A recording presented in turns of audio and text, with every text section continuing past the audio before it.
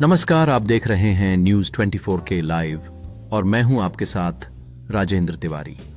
आज पूरा देश वसंत पंचमी और ज्ञान की देवी मां सरस्वती की आराधना में डूबा है। इसी कड़ी में गुजरात के अहमदाबाद में भी आज एक भव्य धार्मिक अनुष्ठान देखने को मिला। अहमदाबाद के निकोल स्थित अमर जवान सर्कल के पास भारतीय मैथिल ब्राह्मण कल्याण महासभा द्वारा एक विशेष कार्यक्रम का आयोजन किया गया, जहां वैदिक मंत्रोच्चार के साथ मां शारदा की वंदना की गई। देखिए हमारी ये खास रिपोर्ट। ओम श्री गणेशाय नमः।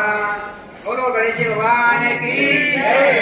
ओम गजाननं भूतगणाधिसेवितं कपितजमुफलसारभक्षं मास्कं शोकविनाशकारकं नमामि विघ्नेश्वर पादपङ्कजं शिवतनयवशं सर्वकल्याणमूर्ति पुरुषकमस्तं स्तोत्रं मोदिते अरुणकुसुम मालाव्यालं यपोकलिकान्तरस्तं दीर्घं नमामि। बोलो सरस्वती माता की जय। ओम सरस्वती नमो नमः। मां सरस्वती नमो नमः। ज्ञान की देवी नमो नमः। हंसवाहिनी नमो नमः। या ब्रह्माच्युतं शंकर प्रभु देवे सदा वंदिता सा मां पाद सरस्वती भगवती जिनेति जाये या शुक्लां ब्रह्म विचार सार परमानंद जगत कामिनी लीला पुस्तक धारिणी भय प्रदा हस्ते मालिकं हंसे मालिकं वितेतिकां परमात्मा मां देवी बुद्धि शारदाय नमो नमः नमो नमः। बोलो सरस्वती माता की जय। आप सभी के बीच में एक हमारे उभरते हुए कथावाचक श्री इंद्रेश शर्मा जी उपस्थित है। आज हम उनके विचार हमारे समाज के प्रति जो है वो सुनेंगे। माननीय इंद्रेश शर्मा जी, कृपया अपने विचार। दान लेना तो हमें अपने कर्मों पे हमेशा ही अटल रहते, क्योंकि ब्राह्मण का जन्म 84 लाख योनि के बाद में हमें प्राप्त होता है। तो ये हमें मानव का जन्म मिला है, ब्राह्मण का जन्म मिला है, तो ब्राह्मणों के जो कर्म है उसमें ही हमें अच्छा कर्म करके दिखा देना है। हम सभी आज ब्राह्मण एकत्रित हुए, इसी प्रकार से कई एक हमारे इन्हीं में से ब्राह्मण हैं जो अलग अलग शहरों में हैं कि मैं ओझा हूँ, मैं त्रिपाठी हूँ, मैं पाठक हूँ, फलाने ढीकने मैं कहना नहीं चाहता हूँ, क्योंकि समय भी हमें ध्यान रखना है। मगर हमें ये याद रखना है कि हम एक ब्राह्मण हैं और ब्राह्मण के जो कर्म होते हैं वो श्रेष्ठ कर्म है।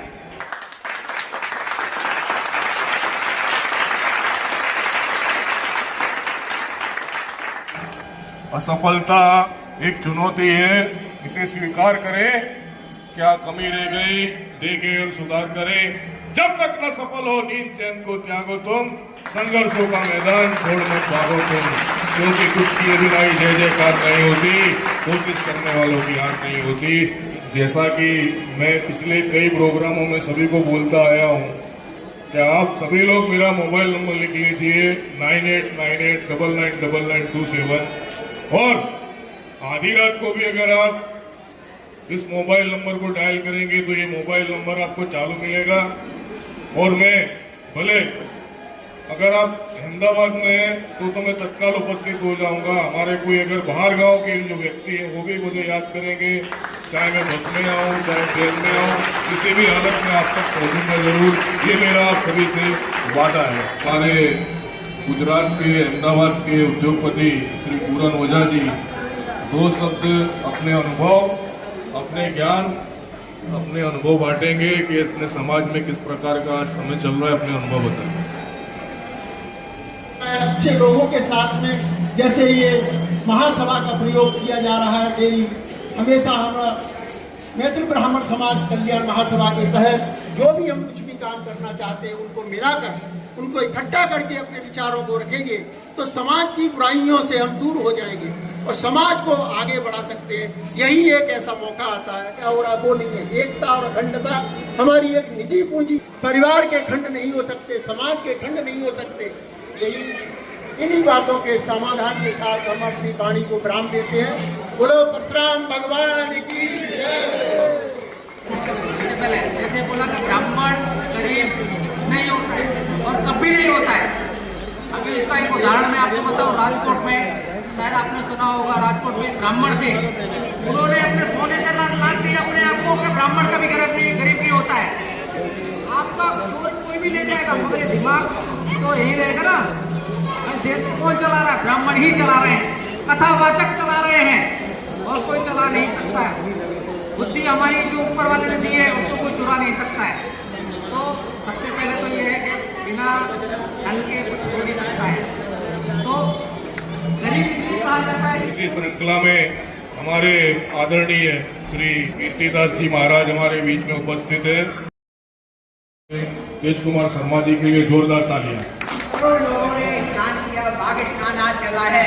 आज का दिन बहुत अत्युत्तम है। आज के दिन की मैं बात नहीं हो गया। आज के दिन है, आप जो मेहनत करके यहाँ पर आए हैं इसका फल आपको जरूर मिलेगा। कर्म करो तो फल मिलता है, आज नहीं तो कल मिलता है। जितना गहरा कुआं खोदो उतना मीठा जल मिलता है। तो जो हम सब मिलकर ये कर्म कर रहे हैं, ये अपने समाज के लिए कर्म कर रहे हैं, ये बहुत ही आप अति उत्तम कार्य कर रहे हैं। जो समय दे रहे हैं, सबसे बड़ा होता है समय।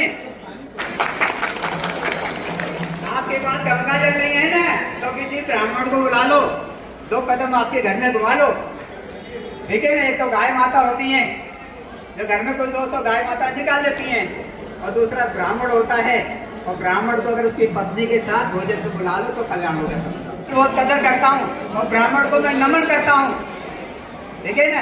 ब्राह्मण ने चाहे लाख खराब कर्म किए, लेकिन ब्राह्मण को भी पवित्र होता है, ध्यान रखना।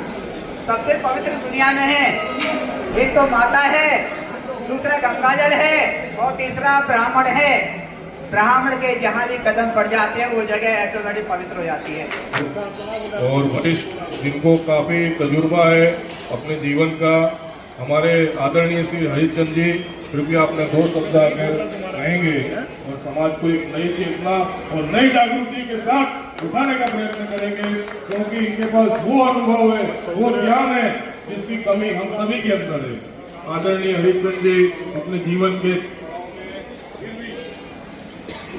काफी लोगों ने ब्राह्मण समाज के बारे में बताया, पर ब्राह्मण क्या चीज है एक चीज नहीं बताया।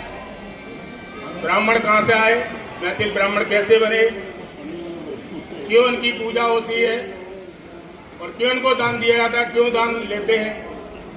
अच्छा लगा हम लोगों को। तो कहीं कहीं बस गया, राजस्थान में बस गया, कोई कहीं बस गया, कोई हरियाणा में बस गया, कोई कहीं बस गया।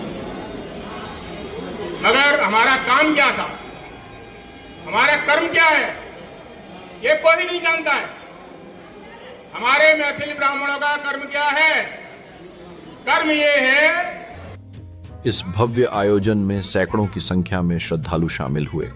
सभी ने मिलकर मां सरस्वती की स्तुति की और ज्ञान की देवी से अपने जीवन में सफलता और असीमित ज्ञान की प्रार्थना की।